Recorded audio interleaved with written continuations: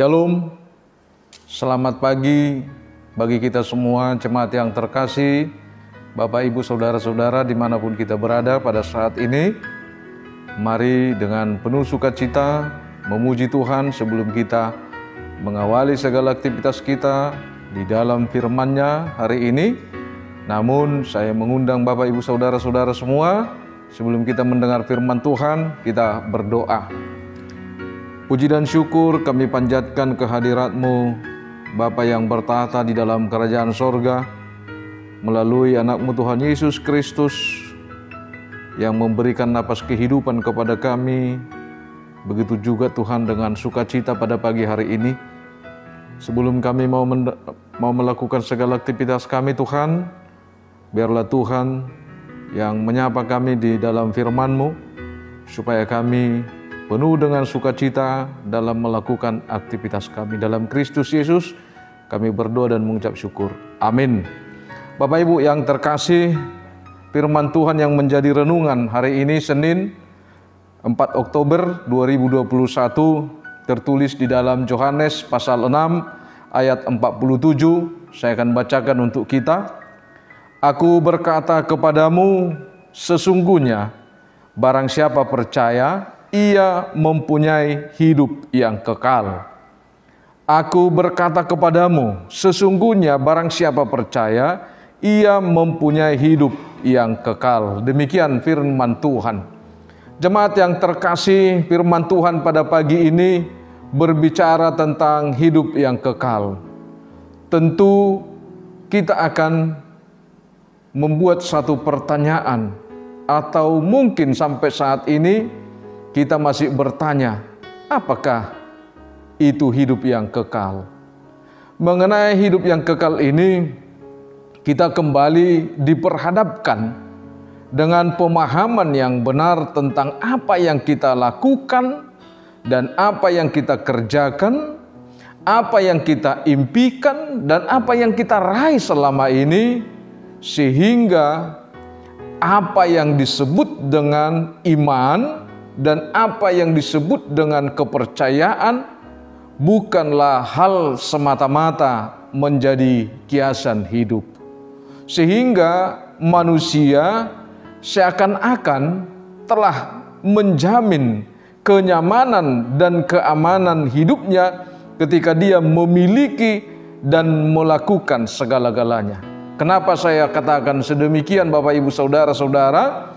Ketika kita berbicara dengan iman dan kepercayaan, ternyata dalam kesehari-harian iman itu bisa kita ganti dengan pengetahuan, dan kepercayaan itu bisa kita ganti dengan kekuatan kita.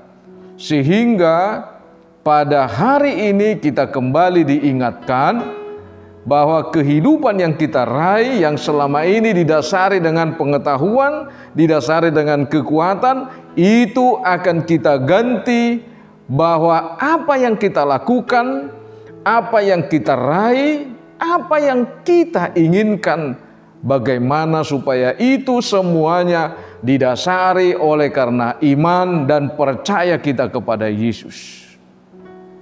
Hal ini bisa kita lihat Bapak Ibu Saudara-saudara. Apapun yang kita raih, apapun yang kita miliki melalui pengetahuan dan kekuatan kita, hanya berdampak sesuatu impian dan keinginan. Bapak Ibu, saya mengundang saudara-saudara, ketika seorang pendeta bertanya kepada beberapa jemaatnya yang memiliki profesi sosial ataupun orang-orang yang telah sukses, pertanyaan itu seperti ini. Apakah yang Anda inginkan? Apakah yang saudara inginkan dari orang-orang yang ada di sekitar saudara, yang pernah berinteraksi dengan saudara, seandainya ajal mau menjemput saudara? Ternyata ada beberapa orang yang menjawab. Contoh, seorang dokter, dia berkata, saya ingin mendengar dari orang-orang yang telah saya sembuhkan berkata kepada saya, Anda telah berjasa menyelamatkan nyawaku. Itulah yang diinginkan oleh seorang dokter dari semua pasien yang telah dia sembuhkan. Dia menginginkan bahwa pasien itu berkata, terima kasih karena jasamu telah menyelamatkan nyawaku. Tiba yang kedua, seorang guru berkata, saya ingin mendengar dari orang-orang yang ada di sekitar saya bahwa saya telah berjasa membuat mereka pintar. Saya telah berjasa, Anda telah berjasa membuat saya pintar dan meraih cita-cita saya hingga saya sukses. Yang ketiga, Bapak, Ibu, Saudara-saudara, seorang pengusaha yang kaya raya. Dia ingin mendengar dari orang-orang yang di sekitarnya. Setelah ajal menjemputnya, dia ingin mengatakan bahwa engkau akan bangkit, bahwa engkau tidak akan mati oleh karena harta dan kekayaan. Jemaat yang terkasih, dari ketiga orang tersebut, mereka menginginkan jawaban dari satu harapan yang tidak pasti. Mungkinkah kekuatan seorang dokter yang menyelamatkan nyawa seorang pasiennya? Apakah hanya kekuatan seorang guru, kepintaran seorang guru menempa seseorang itu menjadi pintar dan dapat meraih cita-citanya? Apakah mungkin seorang yang kaya raya mengatakan bahwa dia tidak mati karena kekayaannya yang menjamin ada banyak dokter-dokter spesialis yang bisa merawat kesehatannya? Namun Bapak, Ibu, Saudara-saudara, ternyata jabatanmu, profesimu, hartamu, segala sesuatu yang engkau punya itu bukanlah milikmu. Itu bukanlah menjamin kelangsungan hidupmu.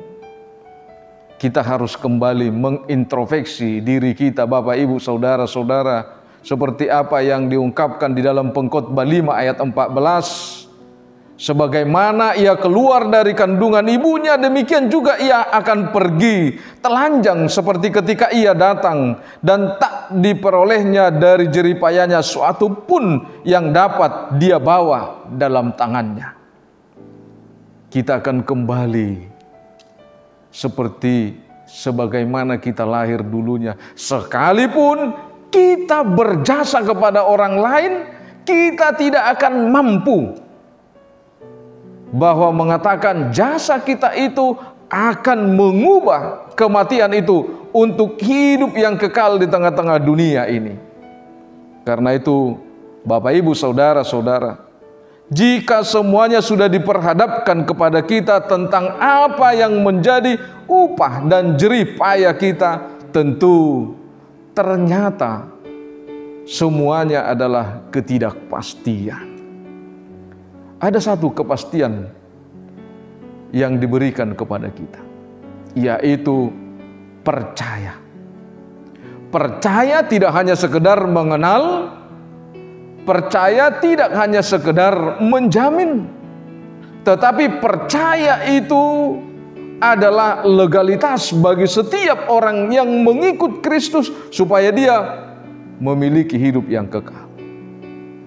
Karena itu, hidup yang kekal bukanlah didasari dengan pengetahuan secara akademis dan ukuran harta dunia, tetapi menurut Injil Yohanes ditekankan harus dimulai dari hidup, tanda kutip, percaya dan setia kepada Yesus sebagai Tuhan Juru Selamat secara pribadi, maka kita akan memiliki hidup yang kekal. Bapak, Ibu, Saudara-saudara, sebagai orang yang percaya, kita juga memiliki tugas dan tanggung jawab. Kita harus melakukan kehendak Yesus dalam kehidupan kita, yaitu konsekuensi kita dalam melakukan firman-Nya. Artinya, orang percaya harus berkarya nyata dan menunjukkan perbuatan baik dalam kasih kepada sesama maupun sebagai ungkapan syukur atas kehidupan kekal yang telah diberikan oleh Tuhan kepada kita.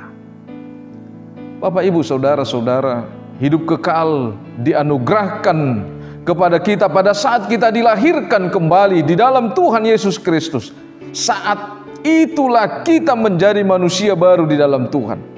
Kita menjadi ciptaan yang baru di mana semua dosa dan kesalahan kita diampuni.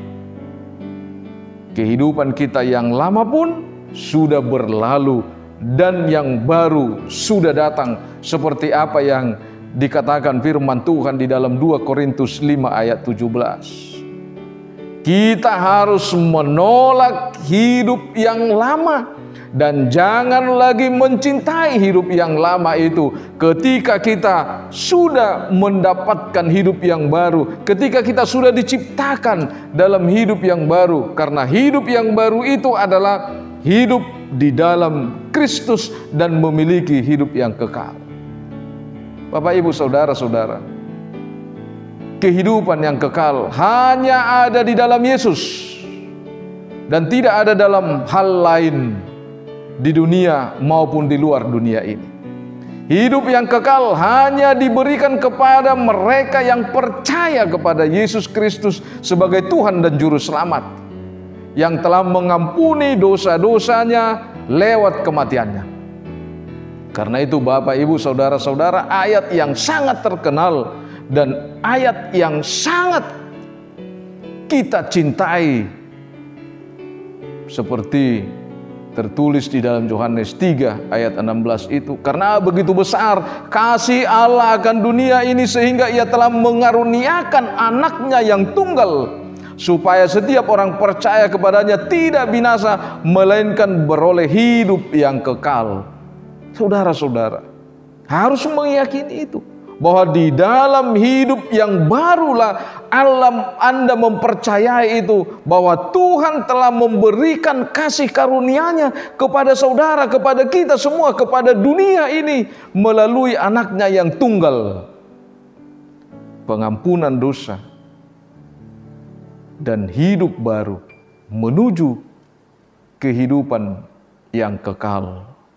Jemaat yang terkasih, jangan jadikan hidupmu menjadi sia-sia, bukan karena tidak ada ajaran dan nasihat yang kita dengar dan yang kita tiru. Jangan jadikan hidupmu menjadi sia-sia karena engkau tidak pernah mendengar nasihat dan ajaran, bahwa firman Tuhan itu ada. Tuhan itu ada setiap saat di dalam hidup kita, di dalam diri kita, mengingatkan kita. Oleh karena itu tidak ada alasan bagi kita untuk tidak memiliki hidup yang kekal itu. Namun hanya karena kita buta sama sekali akan tujuan iman yang kita miliki itu. Itu yang membuat kita, Bapak, Ibu, saudara-saudara, ragu dengan hidup yang kekal itu.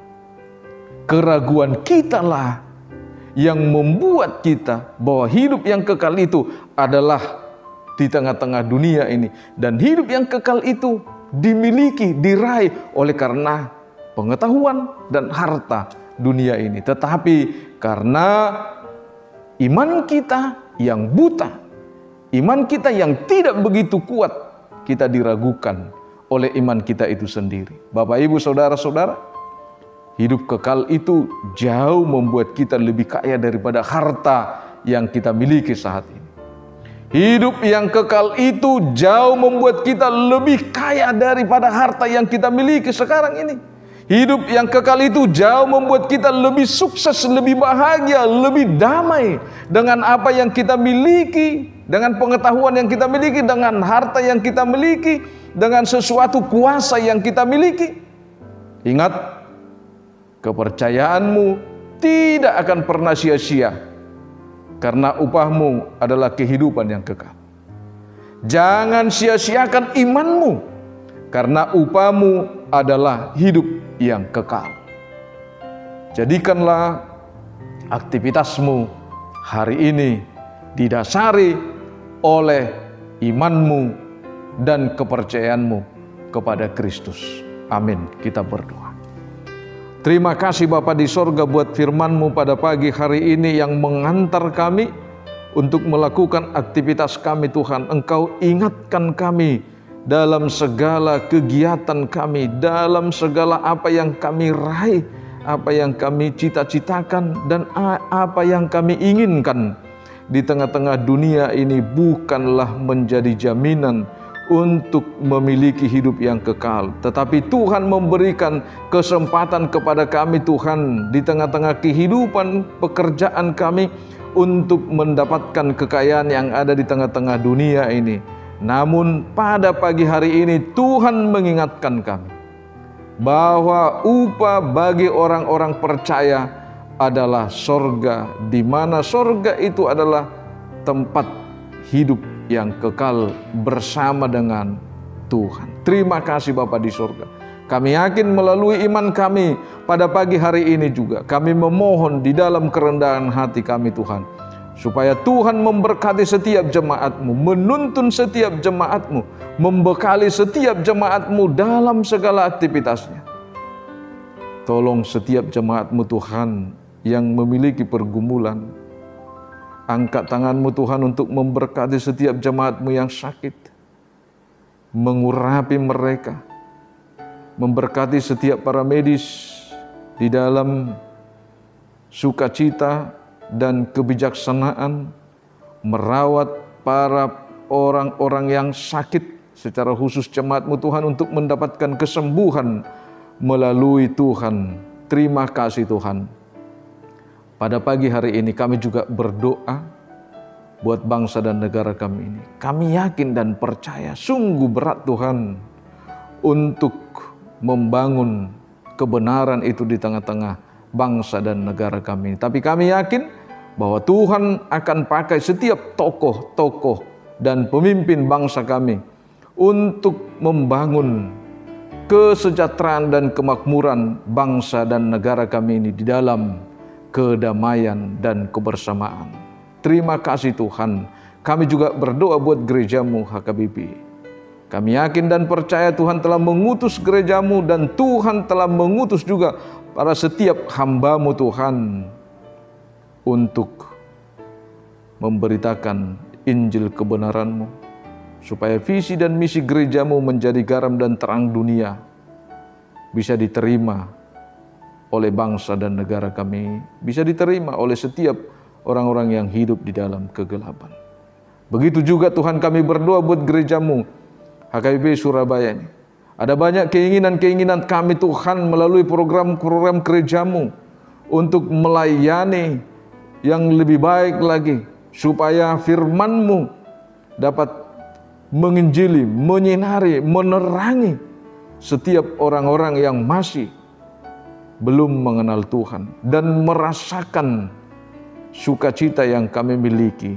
Tolong Tuhan, apa yang menjadi program daripada gereja-Mu, bantu kami, kuatkan kami, berikan kepada kami kebijaksanaan. Berkati Tuhan pimpinan gereja-Mu, berkati setiap perhalado-Mu, dan begitu juga dengan jemaat-Mu. Terima kasih Tuhan.